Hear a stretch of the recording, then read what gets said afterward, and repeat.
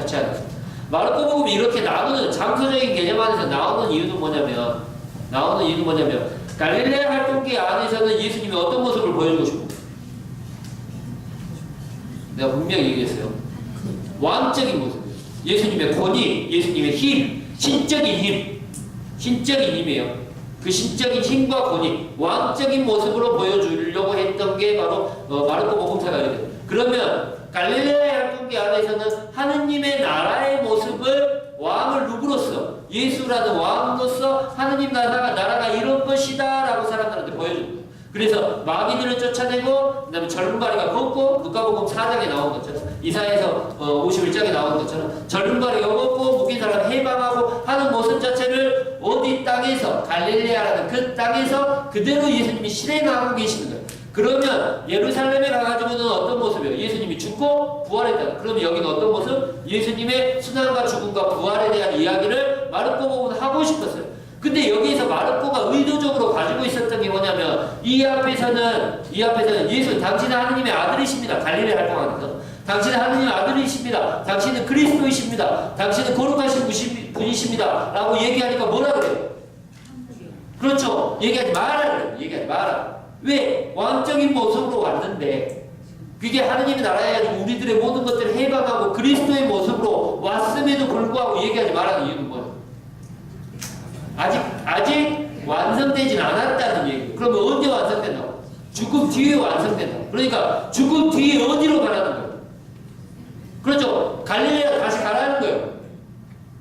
왜냐하면 이 죽음을 이해해야지만 이 왕적인 모습도 이해할 수 있기 때문에. 그게 마르코의 의도예요. 그러면 마르코의 의도 안에서는 갈릴레아는 어떤 땅이에요? 하느님 나라가 실현되는 땅이에요. 의도 자체가, 그러니까 다른 거 다 떠나가, 신학적 의도 자체가 다 떠나가지고 하느님의 나라가 실현되는 땅이에요. 하느님의 나라가 가까이 왔다라고 얘기하는 거예요. 하느님의 나라가 실현되는 땅이라고 한다면 예루살렘은 어떤 땅이에요? 예수님 왕으로 등극하는 땅, 중심이라는 거죠. 중심. 그 등극 자체가 뭐로 이루어졌다? 그렇죠. 죽음으로 이루어졌다. 그러니까 예수님이 등극하고 나서, 그러면 그 등극 이후에 어디로 가야 될까? 하느님 나라가 있는 실현되는 그 땅으로 다시 가야 될까? 왕으로 등극을 했으면 그 왕을 모시고 어디로 가야 될까? 그렇죠. 갈릴레로 다시 가야 된다. 그래서 너희가 가기도 먼저 예수님께서는 갈릴레로 먼저 가실 것이다. 거기서 그분을 만나라라고 막달라야지한테 얘기하고 마르코복음이 끝나는 거죠. 그러니까 마르코복음의 의미 안에서는, 마르코의 의도는 갈릴레아의 땅은 하느님의 나라가 실현되는 땅이고, 예루살렘이라는 그 땅은 하느님이 왕으로서 그리스도로 등극하는 땅이에요. 그런 의미를 가지고 있는 거죠. 이해되십니까? 네. 그런 것처럼 요한복음도 마찬가지예요. 요한복음도 갈릴레아를, 요한복음이 갈릴레아라고 하면 일단 베이스에 깔려있는 게 뭐예요? 거기는 예수님을 믿는 땅, 믿는 사람들이 모여있는 땅, 예수님의 신앙 자체가 기본 베이스로 깔려있는 땅이라고 얘기하는 거고, 그 다음에 예루살렘은 어떤 거? 예수님을 믿지 않는 사람들이 모여있는 불신의 땅이라고 기본적으로 깔고 있어요. 약간 뉘앙스는 달라요. 비슷하긴 하지만 뉘앙스가 아주 달라요. 그래서 그 뉘앙스를 가지는 이유에 대해서 찾아야 돼요. 그러니까 전반적인 뉘앙스는 알았죠. 왜 그렇게 만들었을까? 왜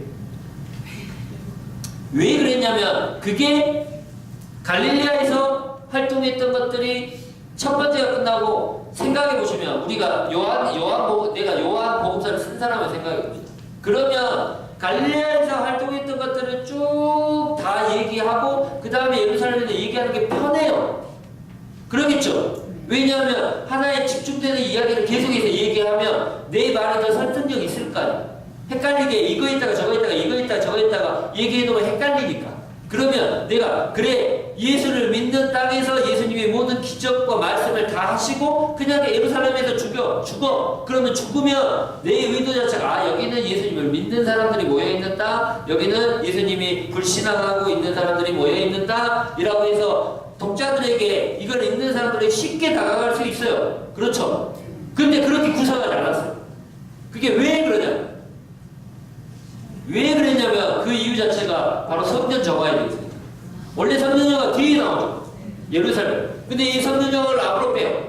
그래가지고 갈릴리아 활동이 끝나고 나서 예루살렘 활동의 첫 번째 기적으로, 아니 첫 번째 이야기로 이 장에 대한 이야기가 나오게 되죠. 근데 그 성전 정화에 대한 이야기 자체가 뭐가 중심이에요? 성전에 대한 중심. 성전에 대한, 성전을 정화하시는 장면이죠. 이 얘기를 하기 위해서는 제가 저번 학기에 말씀드리겠지만 성경에 대한 중요성을 알아요.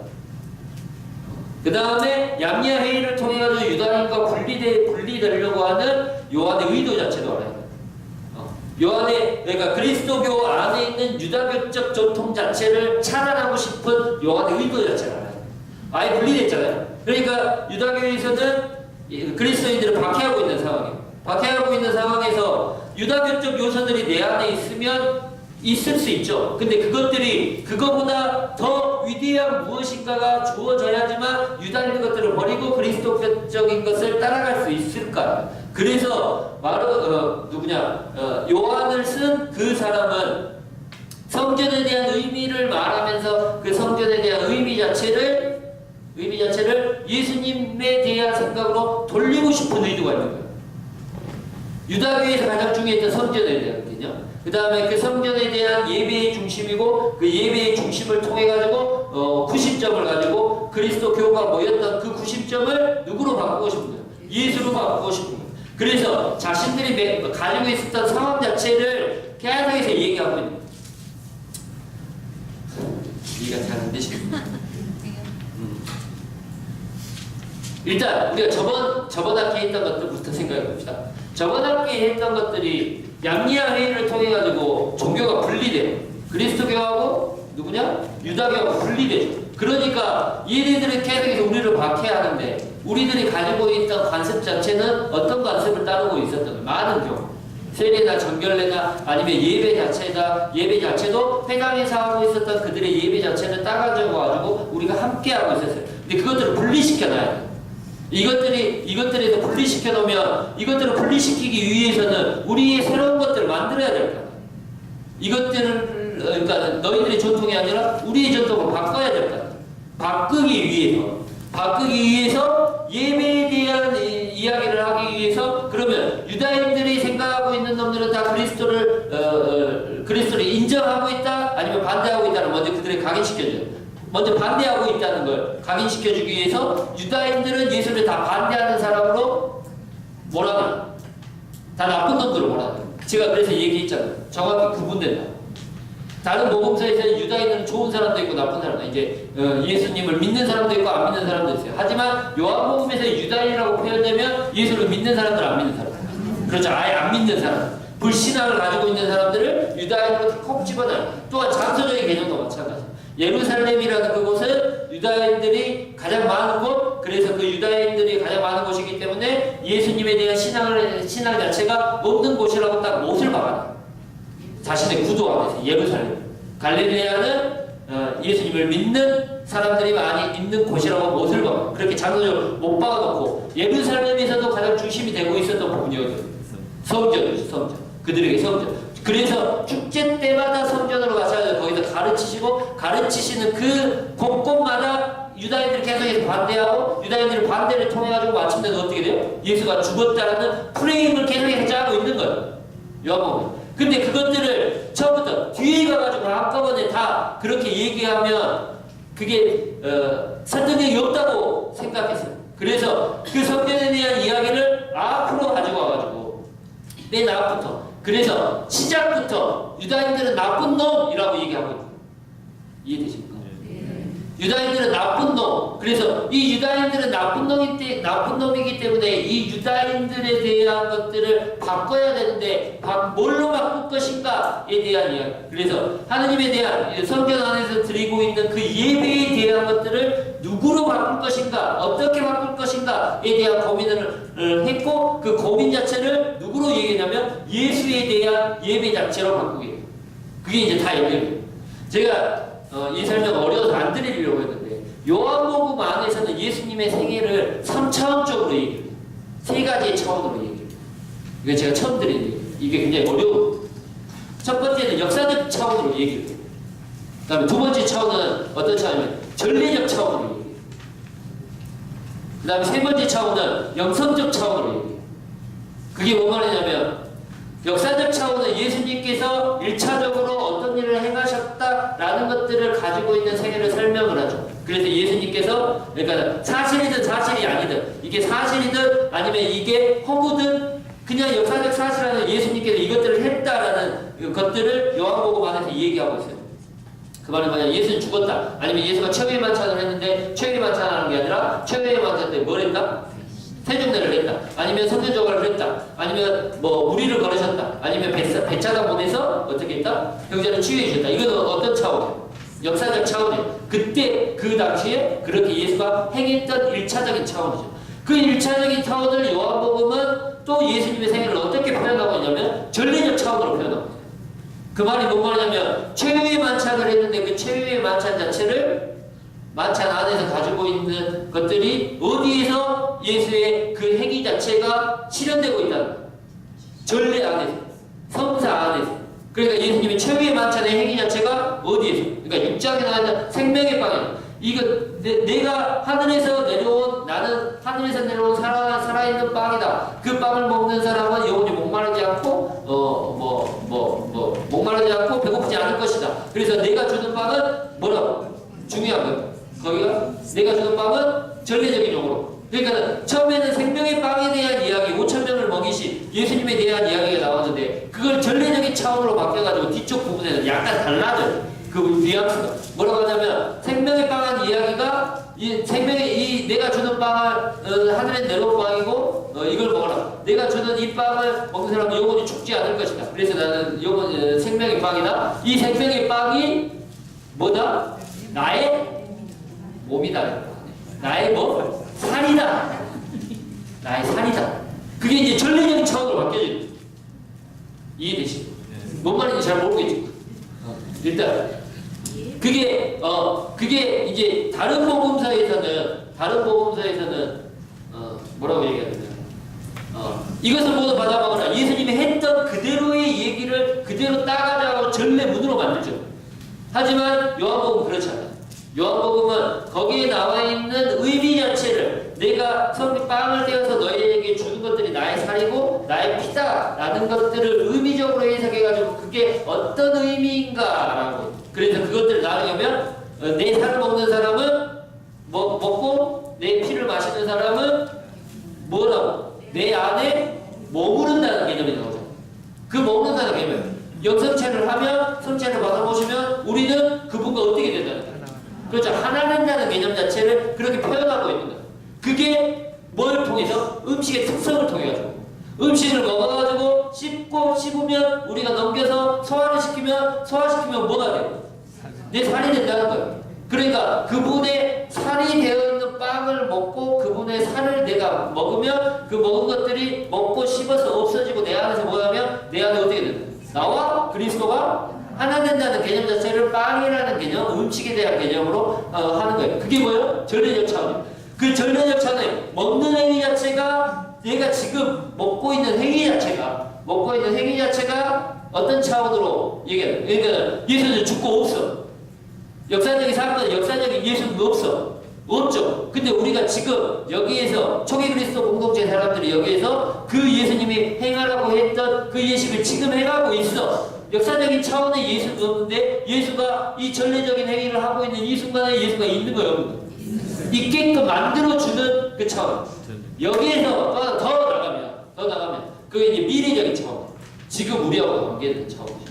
그렇게 되는데 전례적인 행위를 통해 가지고 얘기했는데 그러면 전례적 이게 진짜 빵이야? 라고 얘기할 수 있어요. 이게 예수님의 진짜 몸이야? 살이야? 라고 얘기할 수 있죠.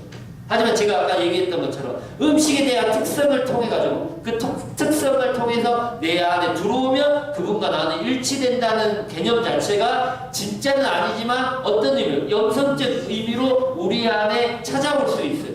그 찾아옴을 통해 어떤 성경의 읽음을 통해서 그 다음에 전례적 행위를 통해서 그 행위를 통해서 우리가 그 행위와 어떤 예수님의 생애에 대한 배움을 통해 우리가 영성적인 의미에서 예수와 함께 살아가는 의미 자체가 뭐예요? 영성적 차원의 예수님의 생애에 대한 이해되신가요? 네. 아무튼 그런 의미가 이 지리적 구조에 다 되어 있는 거예요. 그래서 뭔 얘기하나 얘기했어요? 지리적 구도 얘기하다.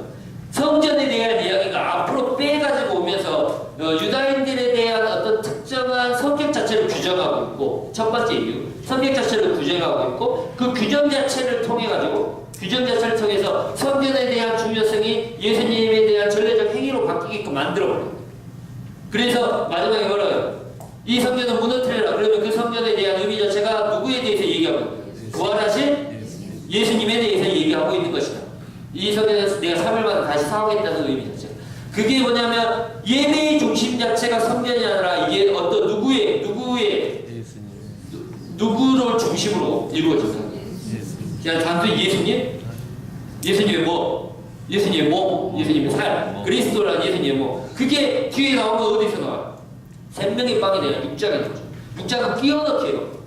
6장은 원래 6장은 4장, 5장, 6장 빼고 7장이에요.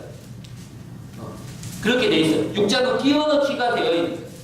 5,000명을 먹이신 기적 자체가 갈릴레아에 있었던 그 이야기 자체가 원래는 끼워넣기로 되어 있는 거예요.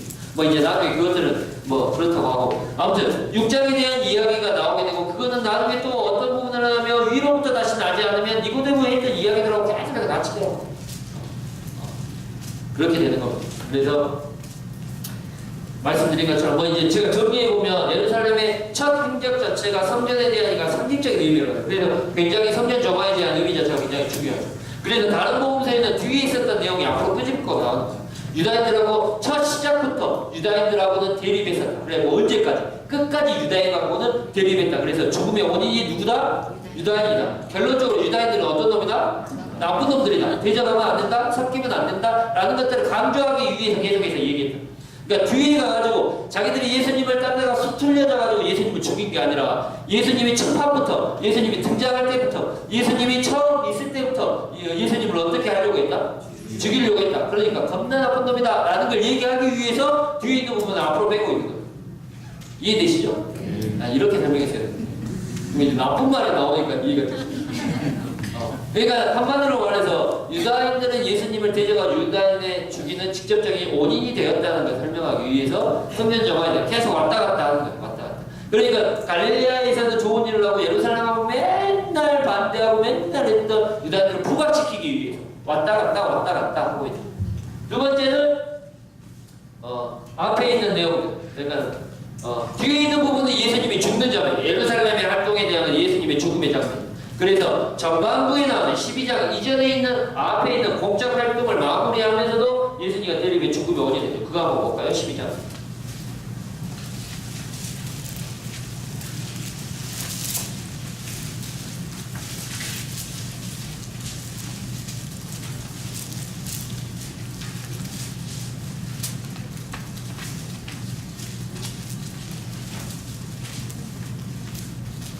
뒤에 12장을 보시면 12장에 이제 전반부가 끝나는 장면이 어디냐면요.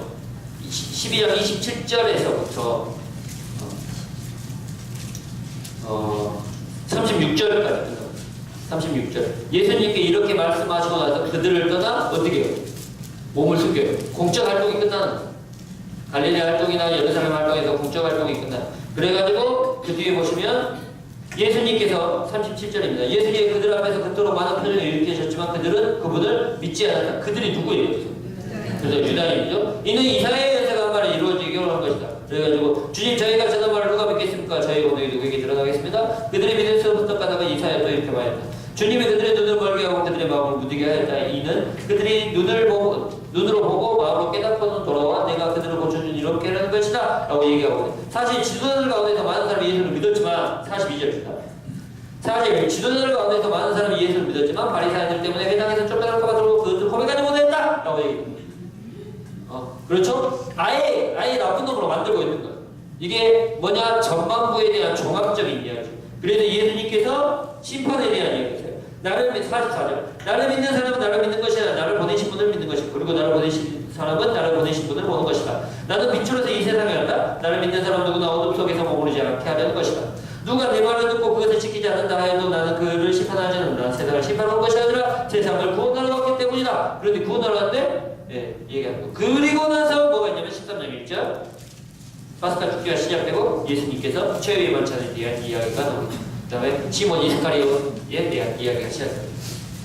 13장부터는 후반부가 시작돼요. 뭐예요? 최후의 만찬부터 시작돼요.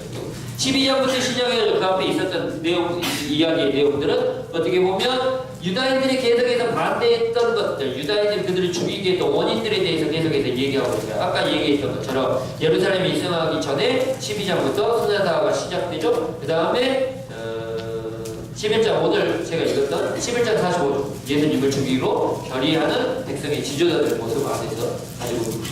그래서 목자 활동에 마무리했던 이분의 유다인들의 대립을 결론을 죽음으로 내고 있다라고 말씀드렸습니다.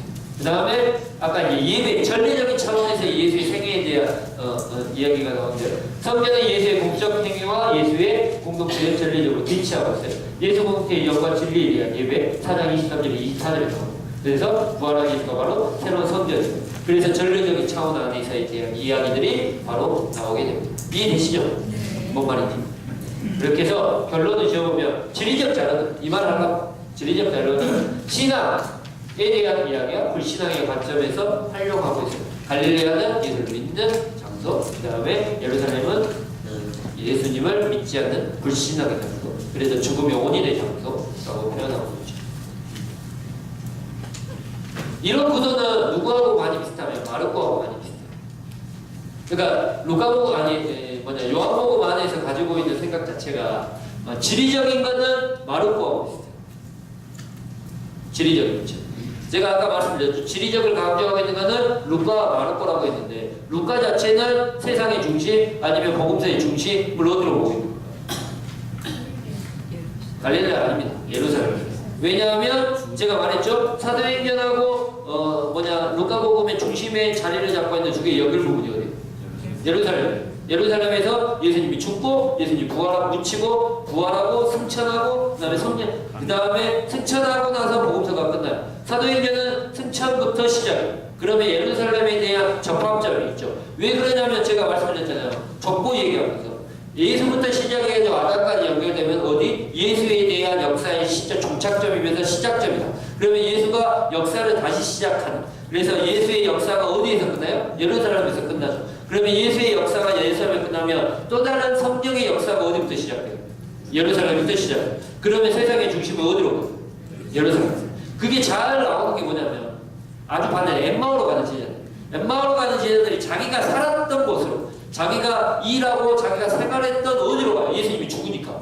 엠마오로 가려고 하죠. 엠마오로 가는 도중 누구를 만나요? 부활한 예수님을 만나요. 그리고 부활한 예수님이 없어지고 그걸 체험하고 나서 다시 그 엠마오로 가고 도착했고 거기서 살지 않고 어디로 가요? 다시 예루살렘으로 가요. 예루살렘으로 가가지고 예루살렘에서 제자들과 함께 성령을 체험하고 어디로 가요? 다시 얘기는 없지만 제가 구상해보면 다시 어디로 가요? 다시 엠마오로 간다. 그래서 누구를 전해요? 그렇죠. 예수 그리스도를 전하는 사도들 증인이 된다는 개념이죠. 하지만 마르코복음은 달라요. 마르코복음은 예루살렘에 있지 말고 어디로 가라고? 갈릴레아 다시 가라고. 갈릴레아가 어떤 곳이야? 막달라자 마리아다. 막달라자 아니 그 마리아가 예수님을 처음 경험했던 막달라 마리아 아니 내가 말했는데 그 고향이 어디요? 마리아의 고향이 어디요? 막달라요. 막달라가 지방이에요. 막달라라는 고향에서 아니 거기서 태어났어요. 막달라가 갈릴레아 근처에 있는 곳이에요. 성경으로 가시면 알아요. 막달라 근처에 막달라 갈릴레아 지방에 있는 곳이 막달라라는 곳이에요. 그러면 마리아한테 예수님을 따라가지고 어디까지 왔는데? 그렇죠. 예루살렘까지 왔는데 예수님이 죽으니까 어디로 돌아가는 거예요? 갈릴레아 지 고향으로 돌아가는 거예요. 돌려말하면 지가 살아가는 삶의 공간으로 다시 돌아가는 거예요. 여기 있지 말고 여기가 어딘데 예수가 죽었던 그곳 예수가 붙잡고 그래서 요한복음에서도 똑같은 부활의 장면 막달라 마리아가 나타나가지고 동산지기한테 물어보죠. 동산지기로 오해하고 있는 예수 부활한 예수한테 라고 우리 스승님을 누가 보셔야 모르겠습니다 라고 하니까 내가 나다 라고 하니까 뭐라 그래요? 그러니까 가지 마십시오 라고 이제 붙잡죠. 그러니까 뭐래요? 붙잡지 마라 라고 얘기해요. 가지고 어디로 가라? 그리고 갈릴레아로 먼저 가서 거기 있어. 똑같은 내용. 왜냐하면 우리가 어떤 부활한 곳에서 그곳에 머물라는 게 아니에요. 그러면 부활한 예수님을 어디서 체험하는 거예요? 신학적인 의미야. 어디에서? 그렇죠. 갈릴레아 네가 살고 있는 그곳에서 예수님은 다시 너희에게 어떤 모습으로? 부활한 모습으로 나타날 것이다 라는 얘기예요. 나타날 것이다. 그러면 갈릴레아에 대한 신앙과 불신앙에 대한 예루살렘에 대한 이야기가 있어요. 예수님이 죽었던 그 장소가 아니라 어디 가서 예수님을 체험하는 거예요. 그렇죠. 근데 여기서 잘 보셔야 돼요. 마르코하고 다른 게 뭐냐면 너희가 살고 있는 공간이 아니에요. 공간 자체에 대한 의미 자체가 여기는 뭐로 나눠져? 갈릴레아하고 예루살렘으로 나눠지지만 공간 자체의 개념이 그 개념이 구분하는 게 신앙과 불신앙. 그러면 내가 어디에 있든 그게 중요한 게 아니에요. 누가복음에서 뭘 가지고 있냐 없냐가 중요해요. 부활한 예수님을 체험하는 그곳은 어떤 곳이다? 그렇죠. 믿기만 하면 신앙을 가지고 있는 그곳이면 그것이 똥밭이든 어디 감옥이든 어디든 다 상관없이 누구를 체험할 수 있다? 예수를 체험할 수 있다. 장소적인 개념이 무슨 개념으로 볼게요? 상황적인 개념으로. 그래서 어려워. 다른 것도 다 마찬가지예요. 시간적인 개념도 시간으로 뭐 파스카에 대한 이야기, 그러니까 뭐 내용적인 부분도 어떤 대상에 대해서 얘기하고 하고 있지만 그 대상에 대한 내용 자체가 개념 자체가 바뀌어버려. 장소 자체를 그대로 쓰지 않아요. 장소 자체 어떤 그 안에서의 상징적인 의미를 보고 있는 거예요. 시간도 마찬가지. 시간에 대한 의미도 그 때라는 개념 자체나 아니면 파스카에 대한 의미잖아요. 이제 나중에 다다음 주에 하겠지만 다음 주에 또 해야 되겠죠. 시간적 의미 자체 안에 가지고 있는 것도 파스카에 대한 의미냐가 파스카 그때가 아니에요. 그거를 한 번 더 꽈가지고 상징적인 의미로 말하고 있는 거예요. 마찬가지로 갈릴레아, 예루살렘, 갈릴레아에 있는 내가 살고 있는 공간이라고 의미를 마르코는 그렇게 찾았죠. 하지만 요한복음은 내가 살고 있는 공간도 예루살렘이 될 수 있다는 거예요. 왜? 믿음이 없습니다. 내가 그리스도를 바라보지 않는다. 그러면 내가 살아가고 있는 공간 자체가 그러니까 한 단계 더 발전한 신학을 얘기하고 있는 거예요. 이해되십니까? 네. 그래서 어렵습니다. 그래서 장소적인 개념도 우리가 한 번 더 생각하는데 그 생각을 한 번 더 생각하게끔 만들어주는 게 바로 요한복음. 네, 오늘 여기까지 합시다. 와, 오늘 다 끝내려 했는데 이렇게 다 장소적인 거 그것도 다 끝내려고 했는데 하나밖에 못했네요. 네, 마친 기도하고 다음 주는 쉽니다. 다음 주는 쉬고 그리고 제가 성기순례 얘기했는데요. 성기순례에 대한 생각들은 정리를 잘 하셨으면 좋겠어요. 그래서 일단은 두 번을 갈 거를 예상하고 있습니다. 하지만 숫자가 돼야지 가요. 그래서 1월달 한 1월 9일부터 시작해가지고 한 12박 13일 정도 갈 계획입니다. 그래서 설날 전까지. 그래서 선품식이 8일날 했는데요. 1월 8일날 했는데요. 1월 9일부터 시작해가지고 한 28일? 아니요.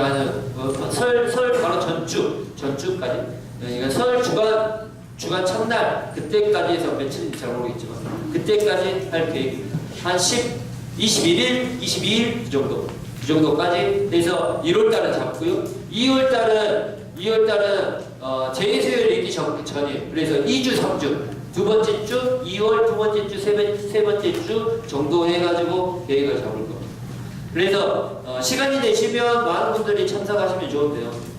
만약에 1월달도 상관없고 2월달도 상관없다면 나는 1월달도 2월달도 상관없는데 무슨 달이 좋다라고 얘기하시고 나는 2월달은 안되고 1월달만 된다 라고 얘기하시면 그렇게 신청을 해주셔야지 인원수에 대한 배분이나 조정 자체가 좀 가능하기 때문에 그렇게 얘기해 주시면 고맙겠습니다. 가격 자체는 한 380 정도 지금 예상하고 있어요. 그래서 한 12박 13일 정도 예상하고 있습니다. 많이 참여해 주시면 되고요. 만약 그게 안 되면 만약에 한 타이밍만 되고 한 타이밍이 안 되면 한 타이밍으로 모을 생각이에요. 한 타이밍으로 몰아서 자세한 것들은 제가 다시 계획 나오면 자세한 것들은 알려드릴게요. 질문 없으시죠? 네, 마치기도 하고 정리할게요. 성부와 성자와 성령의 이름으로 아멘. 영광이 성부와